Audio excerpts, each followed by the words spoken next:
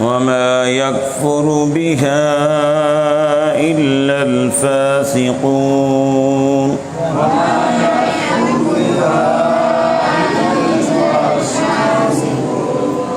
أوكلما عاهدوا عهدا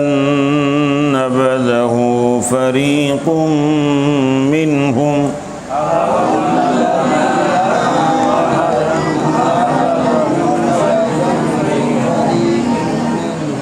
بل أكثرهم لا يؤمنون ولما جاءهم رسول من عند الله مصدق لما معهم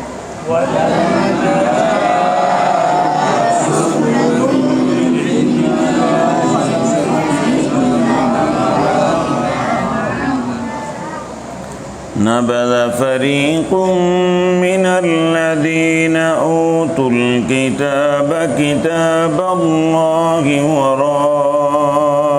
ظهورهم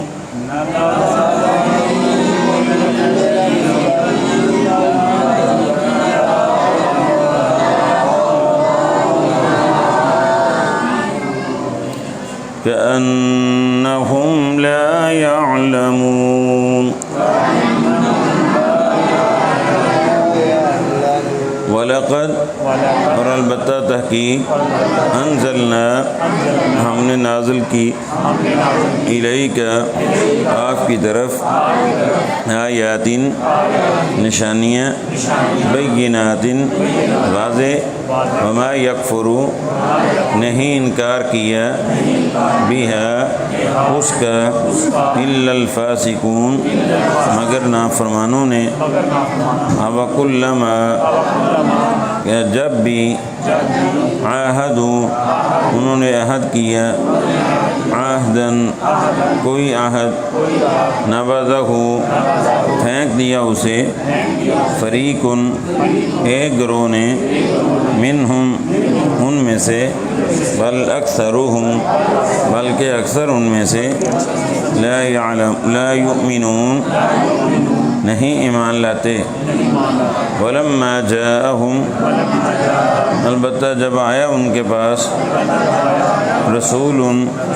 ایک رسول من عند اللہ اللہ کی طرف سے مصدق تصدیق کرنے والا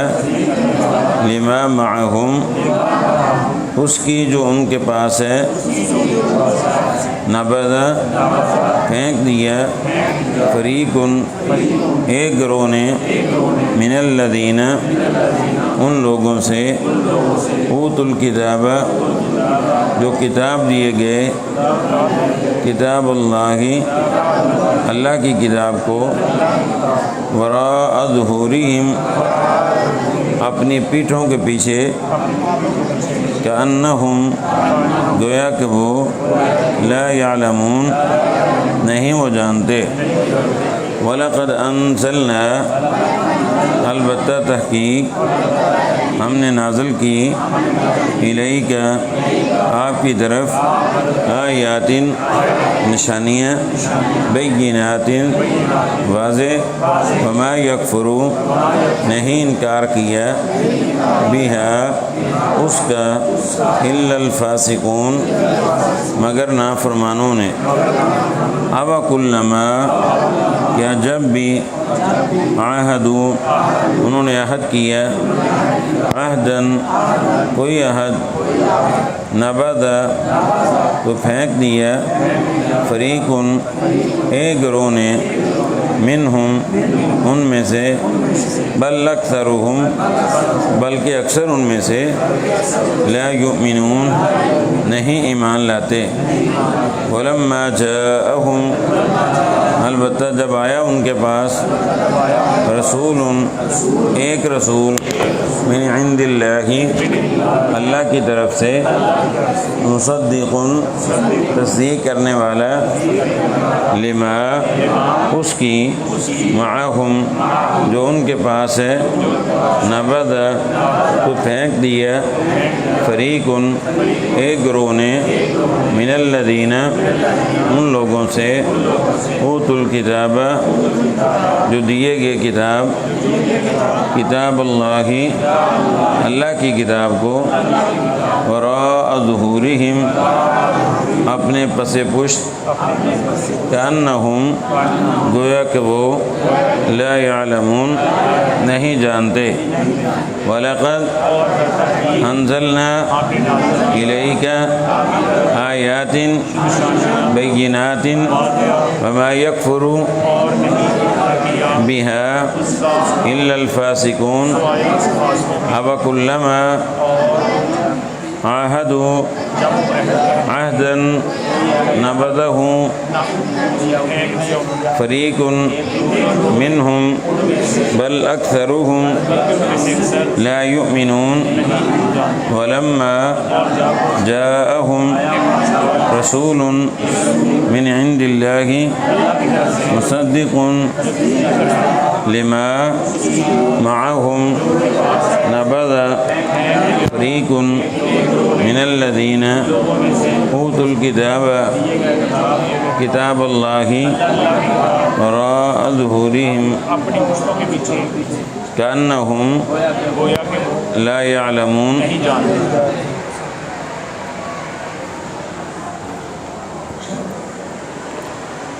اللہ رب العزت نے فرمایا وَلَقَدْ أَنزَلْنَا إِلَيْكَ آيَاتٍ بَيِّنَاتٍ وَمَا يَكْفُرُ بِهَا إِلَّا الْفَاسِقُونَ البتہ تحقیق ہم نے آپ کی طرف واضح بینات دلائل روشن دلیلیں اللہ رب العزت نے فرمایا ہم نے آپ کی طرف نازل کی ہیں وَمَا يَكْفُرُ بِهَا إِلَّا الْفَاسِقُونَ لیکن ان کا انکار فاسق نافرمان لوگ ہی کرتے ہیں مومن تو ایمان لے کر آتے ہیں مسلمان جو ہیں وہ تو ایمان لے کر آتے ہیں لیکن جو فاسق ہیں نافرمان ہیں بے ایمان ہیں وہ ان کا انکار کرتے ہیں اور اللہ رب العزت نے حق اور باطل کو کھول کھول کر بیان کیا ہدایت کو واضح کیا حقانیت کو واضح کیا اور جو لوگ اطاعت سے نکلنا چاہتے تھے وہ نکل گئے اور جو ماننا چاہتے تھے انہوں نے مان لیا کہ نبی پاک صلی اللہ علیہ وسلم جو دین لے کر آئے ہیں نشانیاں لے کر آئے ہیں وہ حق ہیں پہلے جتنے انبیاء آئے ہیں کسی کو ایک معجزہ اللہ رب العزت نے عطا کیا کسی کو 2 معجزے عطا کیے لیکن ہمارے پیر و مرشد کو اللہ رب العزت نے 20 کا سینکڑوں کیا اللہ رب العزت نے ہزاروں معجزات عطا کی نبی صلی اللہ علیہ وسلم کی ساری زندگی معجزات کے ساتھ جو ہے بھرپور تھی اور اس آیت سے چند مسئلے جو ہے نا مفسرین نے اخذ کیے ہیں پہلا مسئلہ تو یہ ثابت ہوا کہ قرآن مجید اللہ کی نازل کردہ کتاب ہے قرآن اللہ کی نازل کردہ کتاب ہے اور دوسرا مسئلہ یہ ثابت ہوا کہ قرآن کی آیات حق کو واضح کرنے والی ہیں یعنی قرآن پڑھ کر بھی اگر کسی کے سامنے حق واضح نہیں ہوتا تو پھر اللہ رب العزت ہی اس کے حالات اور واقعات کو جانے آج ہمارے ماحول معاشرہ میں بے شمار ایسے لوگ ہیں جو کہتے ہیں کہ قرآن آپ پڑھیں گے تو گمراہ ہو جائیں گے اللہ رب العزت فرماتے ہیں ہدی للمتقین ہدی للناس یہ قرآن ہدم و بشری للمؤمنین کل والے ہمارے سبق میں تھا کہ یہ ہدایت بھی ہے بشارت بھی ہے متقین کے لیے بھی لوگوں کے لیے بھی لیکن آج اس طرح کا پروپوگنڈا کر کے لوگوں کو قرآنی تعلیمات سے جو ہے وہ دور کیا جا رہا ہے تو قرآن کی آیات حق کو واضح کرنے والی ہیں اور تیسرا مسئلہ یہ ثابت ہوا کہ واضح دلائل کے باوجود حق کا انکار کرنا فسق اور نافرمانی ہے جب انسان کو پتہ چل جائے کہ یہ حق ہے مثلا قرآن کی ایک آیت آ گئی ہے آپ سمجھتے ہیں کہ یہ حق ہے تو اس کو ماننا چاہیے اس کے اوپر ایمان لانا ضروری ہے ایمان نہیں لائیں گے تو وہ اللہ اور اس کے رسول صلی اللہ علیہ وسلم کی نافرمانی ہے چوتھا مسئلہ یہ ثابت ہوا ہدایت کے لیے صرف دلیل کافی نہیں دل میں حق قبول کرنے کی آمادگی بھی ضروری ہے یعنی صرف دلیل کا ہونا کافی نہیں ہے بلکہ کسی بچی کو کھڑا کر دیں، کب سے دروازہ کھڑکا رہے ہیں۔ ہدایت کے لیے صرف دلیل کافی نہیں ہے، دل میں حق قبول کرنے کی آمادگی جو ہے نا وہ بھی ضروری ہے، کہ حق قبول کرنے کی جو آمادگی ہے اس کو ظاہر کرنا چاہیے۔ اور اگلی آیت میں اللہ رب العزت نے فرمایا أَفَكُلَّمَا عَاهَدُوا عَهْدًا نَبَذَهُ، کہ جب بھی یہودیوں نے اصل میں پہلے وعدہ کر رکھا تھا کہ جو نبی آخری آنا ہے وہ نبی آئے گا، جو نبی آخری آئے گا ہم اس کی اتباع کریں گے، اس کے مومن بنیں گے، اس کے مددگار بنیں گے، اس کے ساتھ مل کر کافروں کے خلاف ہم جہاد کریں گے، یہ سارے انہوں نے عہد کر رکھے تھے۔ لیکن جب نبی صلی اللہ علیہ وسلم آئے تو اللہ رب العزت نے فرمایا عَاهَدُوا عَهْدًا نَبَذَهُ فَرِيقٌ مِّنْهُمْ، تو آپ پریشان ہوئے کہ تورات میں تو انہوں نے انجیل میں ساری میری صفات پڑھ رکھی تھی لیکن پھر بھی یہ بات ماننے کے لیے تیار نہیں ہے۔ تو اللہ نے آپ کو جو ہے نا تسلی دی ہے کہ أَفَكُلَّمَا عَاهَدُوا عَهْدًا، کہ انہوں نے جب بھی کوئی عہد کیا ہے تو ایک گروہ ان میں سے ضرور ایسا ہے۔ اور اللہ رب العزت کا کمال ازل دیکھو، اللہ نے یہ نہیں کہا کہ سارے ہی ایسے، بلکہ کہا نَبَذَ فَرِيقٌ، ایک گروہ ان میں سے ضرور ایسا ہے کہ اللہ رب العزت نے فرمایا بل اکثرهم لا يؤمنون، اور جو اسے پھینک دیتا ہے، جو اس عہد کو بالکل اہمیت نہیں دیتا، بل اکثرهم لا يؤمنون، بلکہ اکثر جو ہیں وہ ایمان نہیں لاتے۔ تو یہودیوں کے عہد کو توڑنے کی مذمت اللہ رب العزت نے اس آیت میں بیان کی، اور انہوں نے انبیاء سے جو کیے ہوئے وعدے تھے اللہ رب العزت نے ان کے بارے میں وضاحت کی کہ انہوں نے ان کو کیسے توڑا ہے۔ اور اللہ رب العزت نے صرف زبانی دعوے کافی نہیں ہیں، بلکہ مالک و خالق نے فرمایا کہ عہد کیا ہے، وعدہ کیا ہے تو اس کی پابندی بھی ضروری ہے۔ آج ہمارے ہاں بھی جو ہے نا صرف وعدے ہوتے ہیں لیکن ان کی پاسداری نہیں ہوتی۔ تو اس طرح اس آیت سے بھی مسائل مفسرین نے اخذ کیے ہیں۔ پہلا مسئلہ تو یہ ہے کہ عہد اور وعدہ پورا کرنا ضروری ہے، وعدے کو اور عہد کو ضرور پورا کرنا چاہیے۔ اللہ رب العزت نے قرآن میں فرمایا ان العہد کان مسئولا، وعدے کے بارے میں کل قیامت کے دن اللہ رب العزت سوال کرے گا۔ وعدے کے بارے میں اللہ رب العزت کل قیامت کے دن سوال کرے گا، اس لیے وعدہ توڑنا یہ منافق کی علامت ہے۔ نبی صلی اللہ علیہ وسلم نے منافق کی صحیح البخاری میں 4 نشانیاں بیان کی ہیں، جن میں سے اذا وعد اخلف، اور منافق جب وعدہ کرتے ہیں تو وعدے کی خلاف ورزی کرتے ہیں۔ آج ہمارے ہاں بھی وعدے کی خلاف ورزی بہت زیادہ، سارا دن 1 منٹ 2 منٹ، سارا دن فون پہ 1 منٹ 2 منٹ میں جو ہے نا گزر جاتا ہے۔ اور دوسرا مسئلہ اس آیت سے یہ ثابت ہوا کہ وعدے کی خلاف ورزی یہ بری صفت ہے، یہ بری صفت ہے، اچھی صفت نہیں ہے۔ اللہ نے انبیاء کی تعریف کی، وَاذْكُرْ فِي الْكِتَابِ اسماعیل إِنَّهُ كَانَ صَادِقَ الْوَعْدِ، کہ اسماعیل علیہ السلام کا تذکرہ کریں، وہ وعدے کے سچے تھے۔ جو نبی صلی اللہ علیہ وسلم کے جد امجد تھے سیدنا اسماعیل علیہ السلام، وہ وعدے کے پکے تھے، وعدے کے سچے تھے۔ اللہ رب العزت نے ان کی تعریف کی ہے، لیکن وعدے کی خلاف ورزی کرنا یہ بری صفت ہے، اور دنیا میں بھی اس کے اوپر کوئی اعتبار نہیں کرتا، اور اللہ رب العزت کے ہاں بھی یہ بری صفت ہے۔ اور اسی طرح نبی صلی اللہ علیہ وسلم بلکہ ہر اپنے خطبے میں پڑھا کرتے تھے لا ایمان لمن لا امانۃ لہ ولا دین لمن لا عہد لہ، کہ جس بندے کا وعدہ نہیں ہے اس کا کوئی دین نہیں ہے، جس بندے کا وعدہ نہیں ہے اس کا کوئی بھی دین نہیں ہے۔ اور آپ صلی اللہ علیہ وسلم کا فرمان ہے کہ جو امانت کا خیال نہیں کرتا اس کا کوئی ایمان نہیں ہے، اس کے پلے ایمان نہیں ہے جو امانت کا خیال نہیں کرتا۔ آپ تقریباً ہر خطبے میں پڑھا کرتے تھے۔ اور اسی طرح تیسرا مسئلہ یہ ثابت ہوا کہ ایمان انسان کے کردار اور معاملات میں بھی ظاہر ہونا چاہیے، یہ نہیں ہے کہ صرف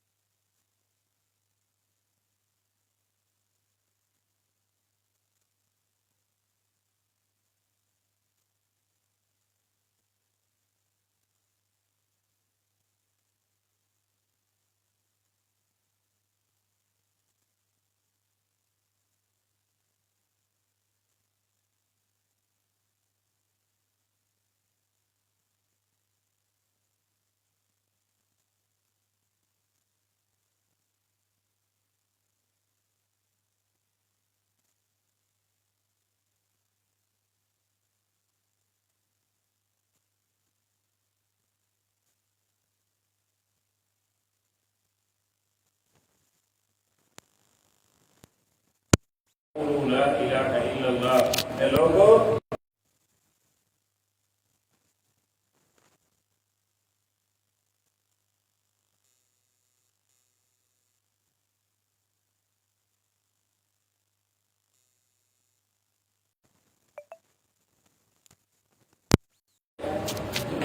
تو اللہ رب العزت نے قرآن مقدس میں فرمایا وَإِذَا آتِنَا خَاصًا هُودًا قَالَ يَا قَوْمِ اعْبُدُوا اللَّهَ مَا لَكُم مِّنْ إِلَٰهٍ غَيْرُهُ۔ ایک نبی کا اللہ نے ذکر کیا، پھر فرمایا وَمَا أَرْسَلْنَا مِن قَبْلِكَ مِن رَّسُولٍ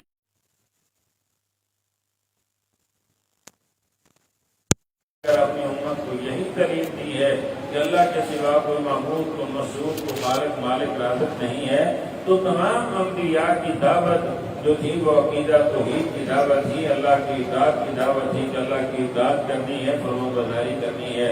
اور دوسرا مسئلہ یہ ثابت ہوا کہ نبی کریم صلی اللہ علیہ وسلم سابقہ انبیاء اور اصل آسمانی تعلیمات کی تصدیق فرماتے تھے،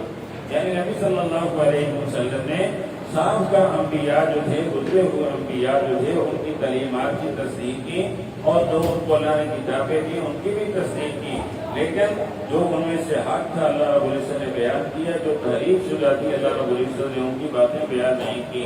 اور یہ قرآن ہے کہ جس میں کسی قسم کی تحریف نہیں ہے۔ اِنَّا نَحْنُ نَزَّلْنَا الذِّكْرَ وَإِنَّا لَهُ لَحَافِظُونَ۔ قرآن اللہ نے نازل کیا ہے اور اللہ ہی اس کی حفاظت کرنے والا ہے۔ لیکن باقی جتنی کتابیں آئی تھیں، تورات، انجیل، زبور، سب میں جو ہے نا یہودیوں نے، عیسائیوں نے اس کے اندر تحریفات کر دی تھی۔ بلکہ خلیفہ ہارون الرشید کے دور میں ایک عیسائی جو تھا وہ مسلمان ہوا، تو اسے جب اسلام لانے کا سبب پوچھا گیا کہ اسلام لانے کا سبب کیا ہے تیرا، تو اس نے اپنی زندگی کا بڑا خوبصورت واقعہ سنایا۔ اس نے کہا میں خطاط ہوں، میں بڑا اچھا لکھتا ہوں، اور میں نے یہ تصدیق کرنا چاہیے کہ کون سا مسلک، کون سا مذہب جو ہے نا وہ سچا ہے۔ کہتے میں نے تورات کا نسخہ اپنے ہاتھ کے ساتھ لکھا، اور لکھنے کے بعد میں جو یہودیوں کا معبد خانہ تھا اس کے اندر چلا گیا۔ میں نے کہا کہ یہ نسخہ ہے، اس کو قبول کر لو۔ انہوں نے اسے قبول کیا اور رکھ لیا، اور مجھے کسی قسم کی کوئی اطلاع نہ دی۔ اور اس کے بعد کہتے میں نے ایک انجیل کا نسخہ لکھا، اور اس کے اندر میں نے اپنی طرف سے تحریفات کی، تحریفات کر کے میں نے عیسائیوں کو دیا، تو انہوں نے بھی قبول کر لیا۔ تو آسان بھی ہے اور سہولت بھی ہے۔ 9th میں 10th میں 4-5 سمریاں پڑھی ہیں، کھلیاں بھی ہیں، وہ بھی امتحان کو اگلے دن کھلیاں بھی ہیں۔ تو لیکن جو ہے نا قرآن اللہ رب العزت کی ایسی سچی اور سچی کتاب ہے کہ چھوٹے چھوٹے بچے کو زبر، زیر، شد، مد، جزم تک اللہ رب العزت نے اس کی حفاظت فرمائی ہے۔ اور تیسرا مسئلہ یہ ثابت ہوا کہ حق معلوم ہو جانے کے بعد اسے جان بوجھ کر چھوڑ دینا انتہائی خطرناک چیز ہے۔ جب آپ کو پتہ چل جائے یہ حق ہے، اللہ کا قرآن حق ہے، سچ ہے، تو پھر جان بوجھ کر چھوڑے رکھنا یہ چیز جو ہے نا انسان کے لیے خطرناک چیز ہے۔ اور اسی طرح چوتھا مسئلہ اس آیت سے یہ ثابت ہوا کہ علم کا فائدہ اسی وقت ہے جب انسان اس کے مطابق عمل کرے اور حق کو قبول کرے۔ یہودیوں کو سارا علم تھا، یہودیوں کو نبی صلی اللہ علیہ وسلم کے بارے میں سارا علم تھا، لیکن عمل نہیں کیا تو اس کا کوئی بھی فائدہ نہیں ہوا۔ علم کا فائدہ اسی وقت ہوگا جب علم کے مطابق عمل کریں گے، لیکن اگر علم کے مطابق آپ کا عمل نہیں ہے تو پھر اس علم کا کوئی فائدہ نہیں ہے۔ اور اس طرح اس حوالہ سے مشہور حدیث سیدنا لبید بن زیاد رضی اللہ تعالیٰ فرماتے ہیں، آپ نے فرمایا کہ قیامت قریب آئے گی، علم ختم ہو جائے گا۔ سیدنا لبید فرمانے لگے اللہ کے رسول علم کیسے ختم ہوگا؟ ہم پڑھیں گے، اپنی اولادوں کو پڑھائیں گے، ہماری اولادیں آگے پڑھائیں گی۔ آپ نے فرمایا لبید میں تو تمہیں سمجھتا تھا، یہودی تورات نہیں پڑھتے، آگے نہیں پڑھاتے، عیسائی انجیل نہیں پڑھتے، آگے ان کی اولادیں پڑھا بھی رہے ہیں، لیکن عمل نہیں کرتے۔ آپ صلی اللہ علیہ وسلم نے فرمایا جب علم کے مطابق عمل نہیں ہوگا تو علم پھر اس وقت ختم ہو جائے گا۔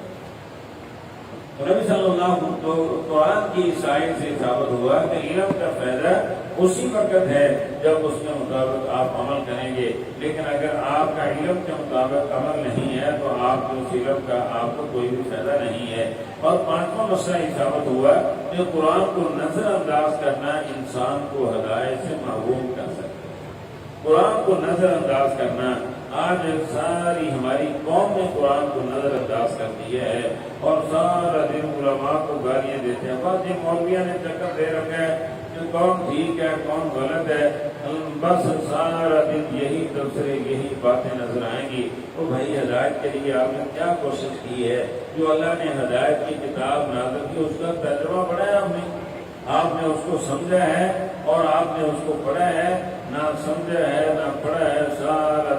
سارا دن جناب لاکھ تبصرے جو ہے نا وہ نظر آئیں گے۔ تو قرآن کو نظر انداز کرنا انسان کو ہدایت سے محروم کر دیتا ہے۔ اور حقیقت ہے جو قرآن کا سادہ ترجمہ پڑھ لے، سادہ قرآن کا ترجمہ پڑھ لے، نہ وہ مشرک رہ سکتا ہے، نہ وہ بدعتی رہ سکتا ہے، نہ وہ متکبر رہ سکتا ہے۔ یہ برائیاں اس کی زندگی سے نکل جاتی ہیں جو انسان قرآن کا سادہ ترجمہ پڑھ لے۔ آج ہمارے اندر برائیاں، سیئات، منکرات، فسق و فجور، فحاشی، عریانی، بے ایمانی، سارے گناہوں کا منبع اور مرکز ہے اس وقت ہم، لیکن وجہ کیا ہے کہ قرآن سے دوری ہے۔ ہم نے قرآن کو نظر انداز کر دیا ہے۔ جو اللہ نے ہماری اصلاح کے لیے کتاب نازل کی تھی، جو ہمارے لیے ہدایت کا سرچشمہ تھی، اس کتاب کو ہی ہم نے پس خشک ڈال دیا ہے، اور جس کی وجہ سے گمراہی اور ضلالت ہمارا مقدر بن چکی ہے۔ اس حد تک ہم گر چکے ہیں۔ اللہ رب العزت معاف فرمائے۔ جس طرح میں نے کل سنایا تھا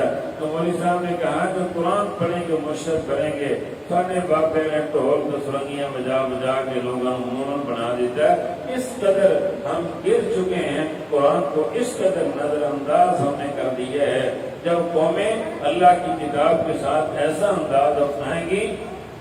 تو پھر گمراہی اور ضلالت اور جہالت یہ ساری چیزیں ہمارا مقدر بن جائیں گی۔ اور کل میرا جمعہ بھی اس حوالہ سے ہی ہے کہ آزادی اللہ رب العزت نے بنی اسرائیل کو بھی عطا کی، آزادی اللہ نے ہمیں بھی عطا کی۔ آزادی کے بعد جو جو کام بنی اسرائیل نے کیے تھے وہی کام آج ہم کر رہے ہیں۔ جو جو کام مثلا آزادی کے بعد سب سے پہلا کام بنی اسرائیل نے کیا کیا تھا؟ شرک کیا تھا، بچے کی پرست شرک کرنی تھی۔ تو آج ہم بھی سب سے زیادہ شرک کر رہے ہیں۔ تو یعنی جو جو گناہ آزادی کے بعد انہوں نے کیے ہیں وہی گناہ آزادی کے بعد آج ہم کر رہے ہیں۔ تو وہ بھی ضربت علیہم ذلت، ان کے اوپر بھی اللہ نے ذلت مسلط کر دی تھی، اور آج ہمارے اوپر بھی ذلت ہے۔ تو سب کچھ ہونے کے باوجود کون سی وہ نعمت ہے جو اللہ نے ملک پاکستان کو نہیں عطا کی؟ ہر نعمت اللہ نے عطا کی ہے۔ تیل ہمارے پاس اور سونا ہمارے پاس، پیتل ہمارے پاس، لوہا ہمارے پاس، نمک اللہ نے ہمیں ایسا خوبصورت جو ہے نا جوڑا کی صورت میں دیا ہے کہ نسلیں کھاتی رہے 350 سال تک کے ذخیرے جو ہے نا وہ محفوظ ہیں۔ سمندر کے پانی کو اللہ رب العزت نے ہمیں عطا کیا ہے، 4 طرح کے موسم اللہ نے ہمیں عطا کیے ہیں، ٹھنڈے علاقے اللہ نے ہمیں عطا کیے ہیں، گرم علاقے اللہ نے عطا کیے ہیں۔ تو کون سی نعمت ہے جو رب نے نہیں عطا کی؟ ہر نعمت رب نے دی ہے، لیکن ضربت علیہم ذلت، پھر بھی ذلت ہے۔ وجہ یہ ہے کہ جو آزادی کے بعد گناہ بنی اسرائیل نے کیے تھے وہی گناہ آج ہم کر رہے ہیں۔ تو ان کے اوپر بھی اللہ نے ذلت مسلط کی تھی اور ہمارے اوپر بھی آج ذلت مسلط ہے۔ اللہ سے دعا ہے کہ اللہ ہمیں عمل کی توفیق عطا فرمائے۔ سبحانک اللہم و بحمدک۔